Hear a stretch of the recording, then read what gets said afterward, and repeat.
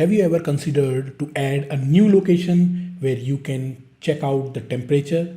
Yes, in Microsoft Outlook, you can very easily add a specific location of the temperature, what is going on there.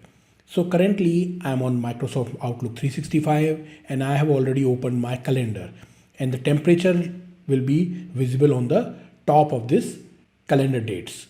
Currently I am in New Delhi, and if I want to add a specific location, I simply have to click on this small drop down arrow and you will see two locations are already added. And if I want to add a new location here, I simply have to click here, add location, which will allow me to enter the name. So I simply want to add Los Angeles. So I have to enter the name. I don't have to enter the entire full name.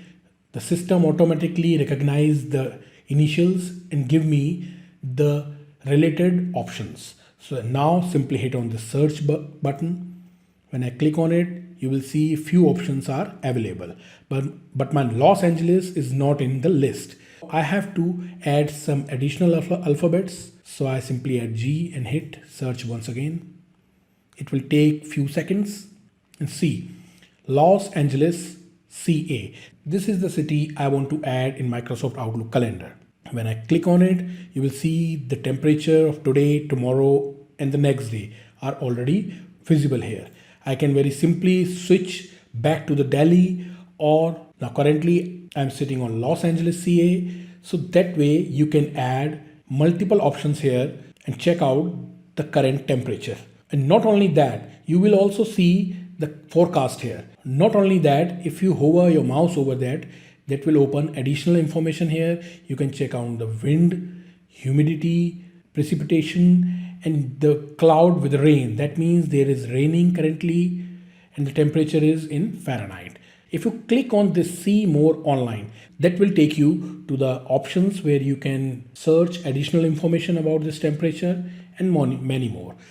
You can check out the temperature of today, tomorrow, and the next day as well. That way you can very easily add new locations and simply switch it very easily. But there is one problem. You can only add 5 locations at a time. If you want to add another location, you have to first remove the current location, and you can use this add location, and that will add up to 5 locations at a time. If you have learned something new from this video, please like and subscribe this YouTube channel, and don't forget to click on the bell icon so you will never miss out any Outlook tips and problem solvers videos I come up with. Thank you and have a nice day.